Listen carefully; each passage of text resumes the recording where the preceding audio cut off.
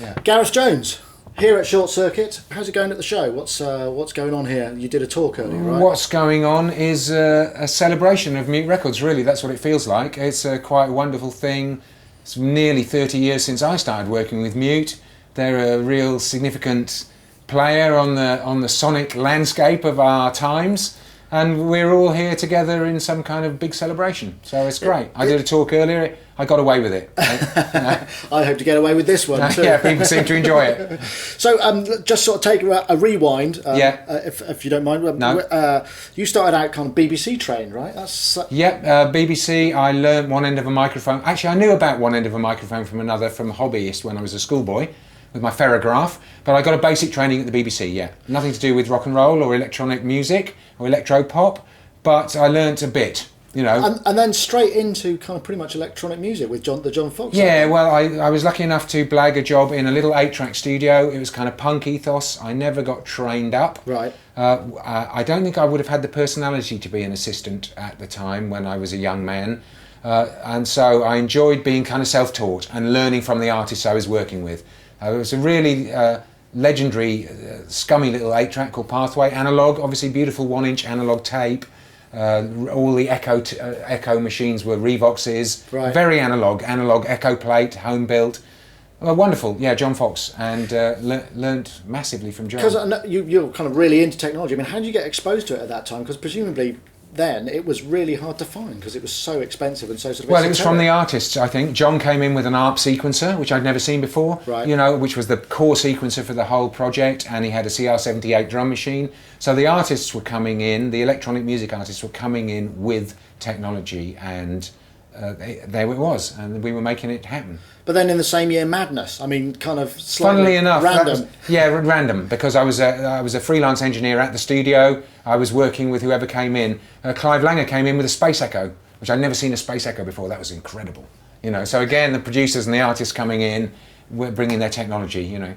So I'm going forward a little bit further. You ended up working on a couple of other projects which took you over to Berlin and Hansa. Yeah. I mean, that must have been really quite an exciting time because it was quite dark and mysterious, Berlin at that point because of the way it was partitioned and what have you. I mean, I mean, Berlin itself would seem like a jewel of capitalism surrounded by a bit of a grey communist vibe. And so we were very privileged in a way. We were also supported by the German government working there. We got tax breaks and so on.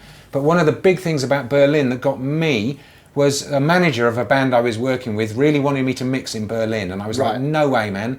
We've got to go back to London, take this project back to London to a studio I know and mix there. And he said, well, before you decide, he said, well, okay, but before you decide, you want to come and look at this studio? So he took me to Hansa, penthouse, massive, great big solid state Logic board. This is early 80s, and I'd never worked on one before. Right. And so I looked at it and I said, okay, we'll work here. Because it was my opportunity to get my hands on and my ears around a big solid state console. Right. Which as a young engineer, it was like in the 80s. Well, state of the art, isn't it? State of the art dream come true. You know, I was like, fantastic, okay, we'll do it here. So one thing led to another. How was the exposure to technology? I mean, I guess because it was actually... you were getting a lot of Western artists in. I mean, the technology was all available there at the time, so you were still exposed to lots of more synthesizers. Oh yeah, I mean, you have to. This was West Germany. You know, so in a little island in what was East Germany. Cool.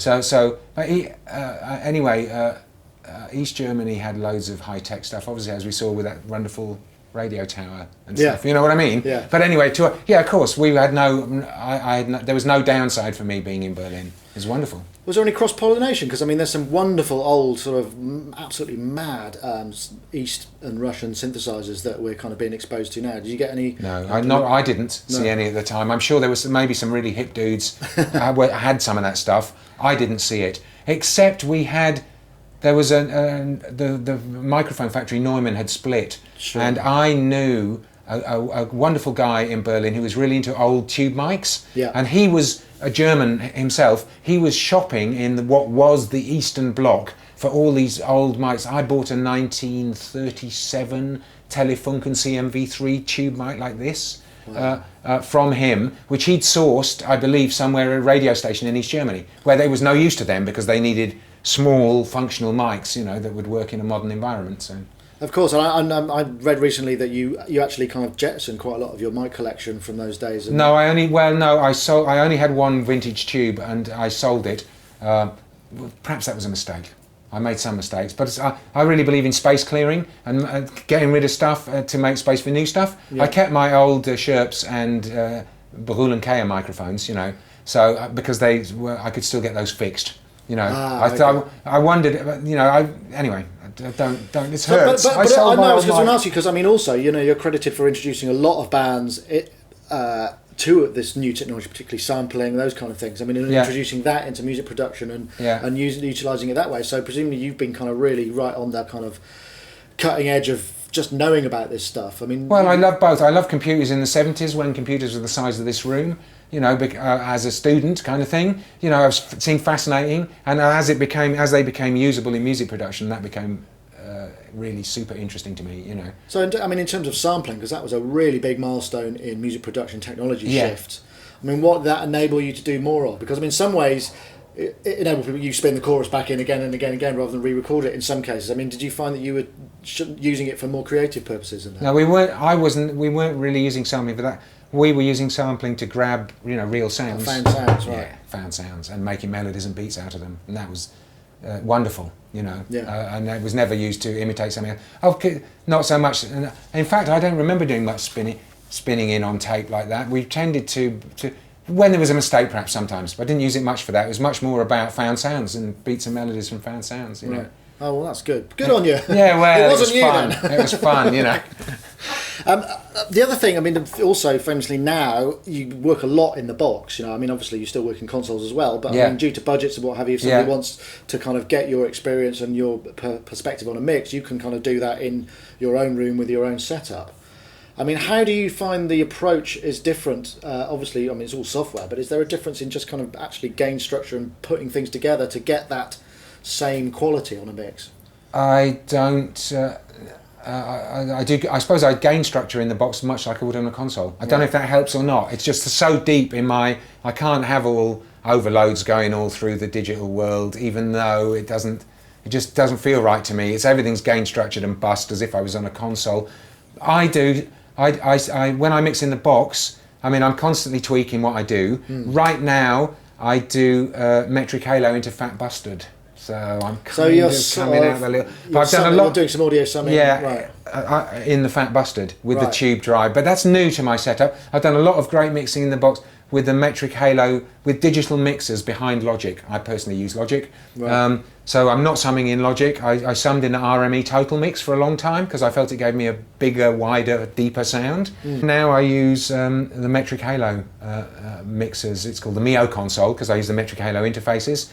And the Mio console, when I sum in that, I get a bigger, fatter sound than I could if I was just summing in Logic. Because it's that sort of width and depth. Yeah, I guess, yeah. And it's super noticeable on headphones immediately.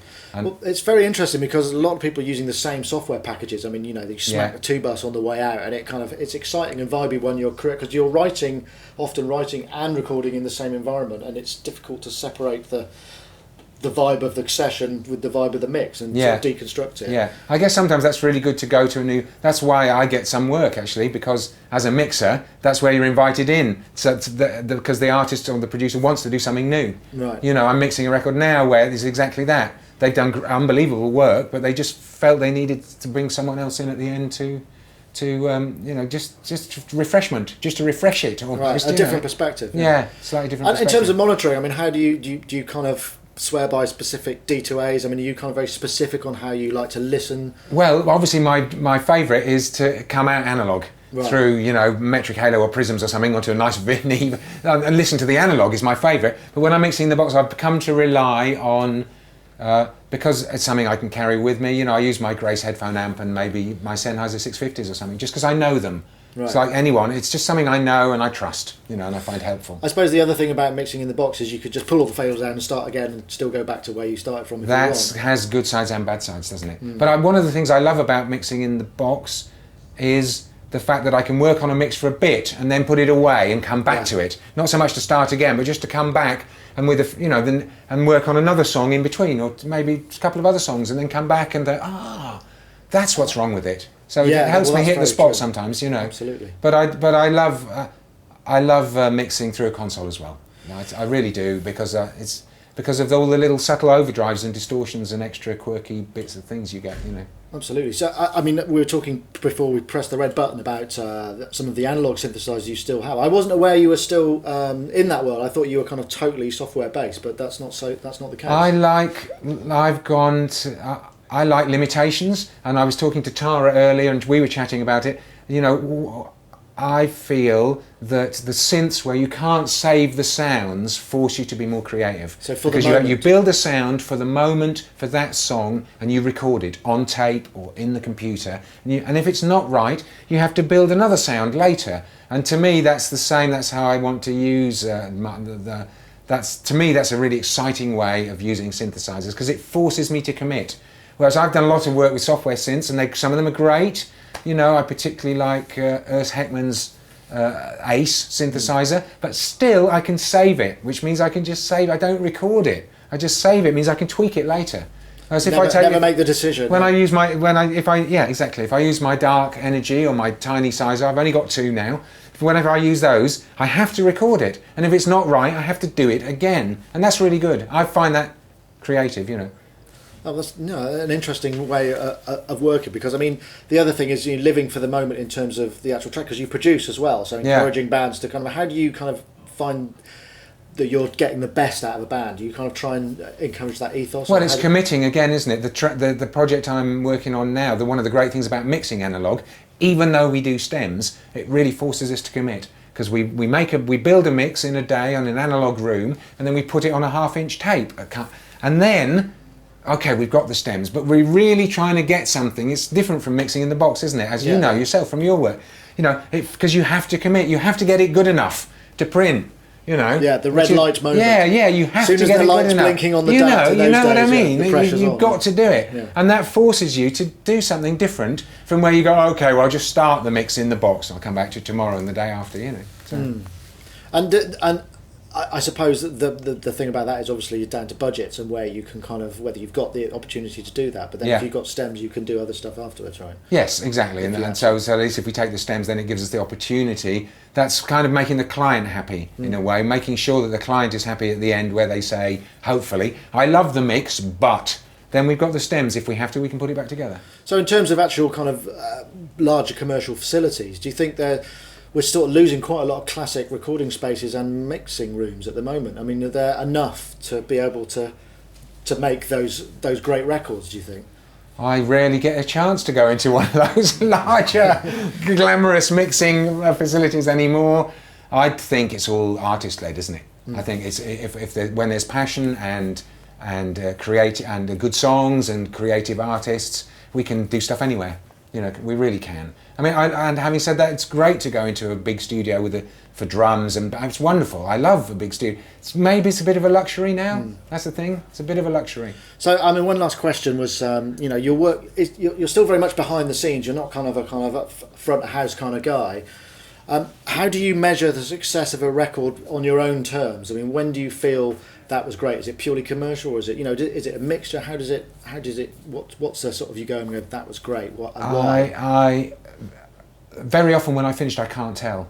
I mixed the last Grizzly Bear album, and everyone seemed to like it, and it was wonderful, but I listened to it at home just after I'd mixed it, and I was just ashamed. I thought I'd heard so many things that I didn't like. It freaked me out. Right. And now I just played it again the other day in the studio, and it's breathtakingly wonderful. So there I thought, oh good, phew, you know. Perspective. But I honestly I can't tell when I finished stuff. I honestly can't tell. Obviously, if you're working on a commercial project and it's a big hit, then you think, okay, that ticks the box, doesn't it? You must have done okay. Yeah. Now, obviously, that's a kind of endorsement of the work. But on a personal level, I guess I'd get a bit of distance and then step back, and then you hear it again later, and then if you think, oh, well, actually, I really enjoyed that, then that's job done. Thank you very much, Gareth Jones. Thank you, my pleasure. Thank you. Cheers.